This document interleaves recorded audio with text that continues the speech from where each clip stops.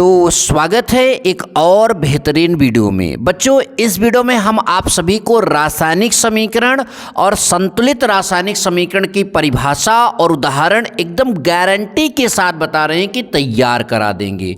Video के अंत में आप सभी को पूरा का पूरा ये कॉन्सेप्ट क्लियर रहेगा। लेकिन बच्चों, रासायनिक समीकरण और संतुलित रासायनिक समीकरण की परिभाषा पढ़ने से पहले आपको दो चीज़ें जानना बेहद ज़रूरी है। वो दो चीज़ें क्या हैं, आइए हम आप सभी को बता दें।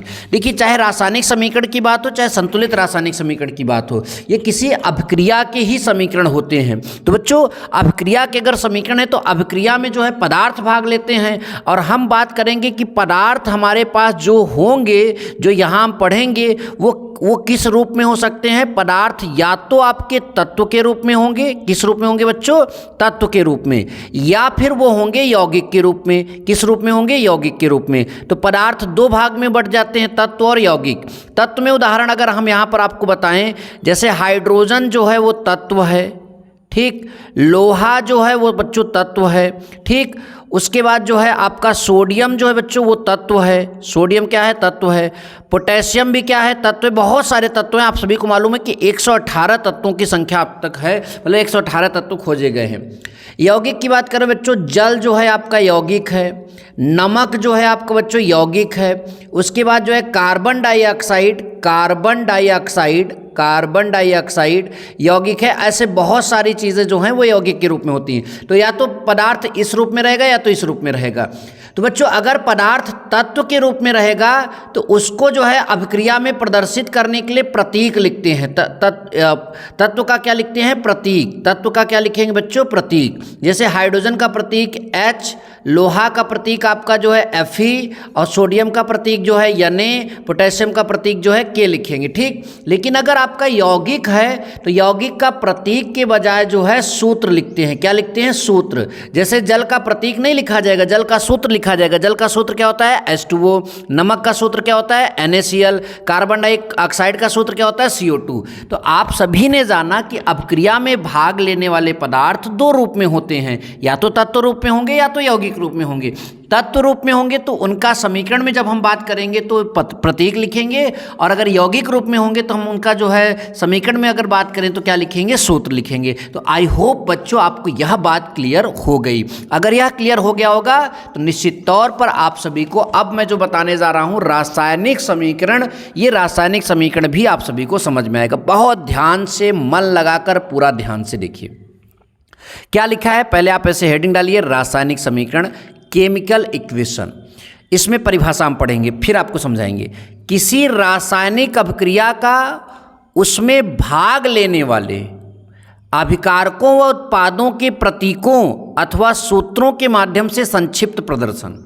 मतलब कोई एक रासायनिक अभिक्रिया होगी, उस अभिक्रिया का जो अभिक्रिया होगी उसका उसमें भाग लेने वाले अभिकारक और जो उत्पाद बनते हैं, उत्पाद के प्रतीकों और सूत्रों के माध्यम से। मतलब अभिकारक जो होंगे और उत्पाद जो होंगे उनका प्रतीक क्यों ले सकते हैं, क्योंकि तत्व रूप में रहेगा प्रतीक और यौगिक रूप में रहेगा तो आपका सूत्र। तो प्रतीकों और सूत्रों के माध्यम से संक्षिप्त में प्रदर्शन, मतलब कम से कम, मतलब कि चीज़ों में उसका प्रदर्शन क्या कहलाता है, रासायनिक समीकरण। उदाहरण देखिए, फिर से एक बार परिभाषा बताएंगे।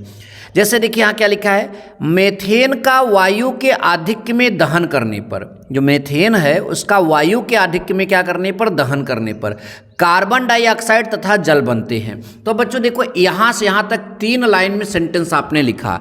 अब बार बार अगर आपको अभिक्रिया का विवरण बताना है और बार बार 3-3 4-4 लाइन लिखना पड़े तो ये थोड़ा मुश्किल होगा। इसीलिए मतलब कि एक लाइन में काम हो जाए तो उसके लिए किसका निर्माण किया गया, मतलब समीकरण का। समीकरण में क्या करेंगे, जो मेथेन है उसका जो है हम यहाँ पर सूत्र लिख देंगे, क्योंकि मेथेन यौगिक है तो हमने सूत्र लिख दिया। फिर वायु में जो आपका ऑक्सीजन होता है उसका यहाँ पर सूत्र लिख देंगे, O2। और फिर उसके बाद जब इनका आपस में दहन कर लेंगे तो जब रिएक्शन हो जाएगा तो क्या बनेगा, कार्बन डाइऑक्साइड, तो यहाँ पर उसका सूत्र लिख देंगे। और फिर जल बनेगा तो उसका सूत्र लिख देंगे। तो इस तरह से जो 3 लाइन का सेंटेंस था वो एकदम संक्षिप्त में उसका प्रदर्शन हो गया, एकदम छोटे मतलब के रूप में उसका प्रदर्शन हो गया। और यही इस पूरी अभिक्रिया का क्या है, समीकरण है। तो एक बार फिर से आप जो है रासायनिक समीकरण की परिभाषा ध्यान से सुनिए। क्या लिखा है, किसी रासायनिक अभिक्रिया का उसमें भाग लेने वाले अभिकारकों व उत्पादों के किसी रासायनिक अभिक्रिया का उसमें भाग लेने वाले अभिकारकों व उत्पादों के प्रतीकों तथा सूत्रों के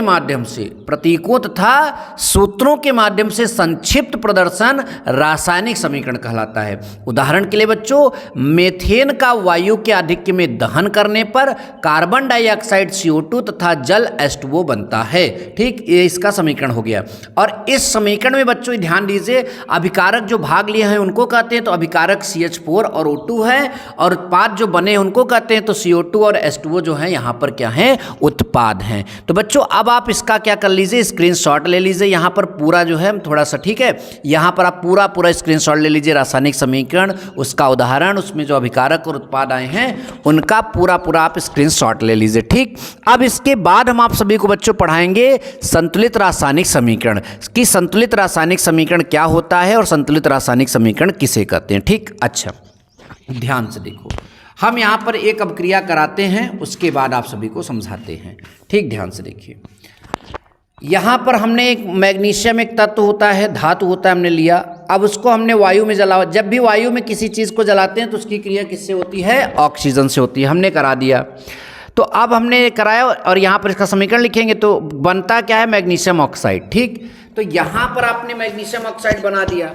अब इस समीकरण में क्या है, अगर इस समीकरण के इस पक्ष की बात करें तो यहाँ एक मैग्नीशियम है और यहाँ भी एक मैग्नीशियम है, लेकिन इधर ऑक्सीजन की बात करें तो 2 ऑक्सीजन है, लेकिन यहाँ पर कई ऑक्सीजन है, 1 ऑक्सीजन है। तो यानी यहाँ पर 2 ऑक्सीजन, यहाँ पर 1 ऑक्सीजन, तो क्या यहाँ पर डिसबैलेंस है, क्या मतलब बराबर नहीं ऑक्सीजन, तो ये आपका संतुलित समीकरण नहीं होगा। संतुलित रासायनिक समीकरण उसे कहेंगे जिसके दोनों पक्षों में हर एक परमाणु की क्या बराबर होगी, संख्या बराबर होगी, उसे हम संतुलित रासायनिक समीकरण कहेंगे। बच्चों क्या बोलेंगे, संतुलित रासायनिक समीकरण।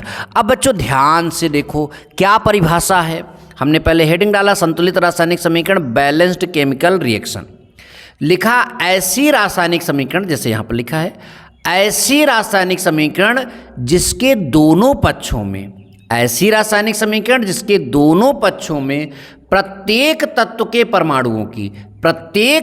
परमाणुओं की संख्या क्या होती है, बराबर। हर एक तत्व की परमाणु की संख्या बराबर होगी, संतुलित रासायनिक समीकरण कहलाती है।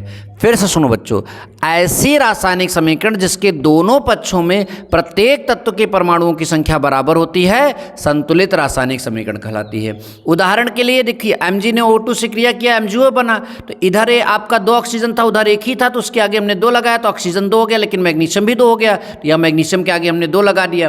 तो अब आपका मैग्नीशियम भी इधर 2, मैग्नीशियम उधर 2, ऑक्सीजन इधर 2, ऑक्सीजन उधर 2। तो ये एक आपका कैसा उदाहरण है, संतुलित रासायनिक समीकरण का उदाहरण है।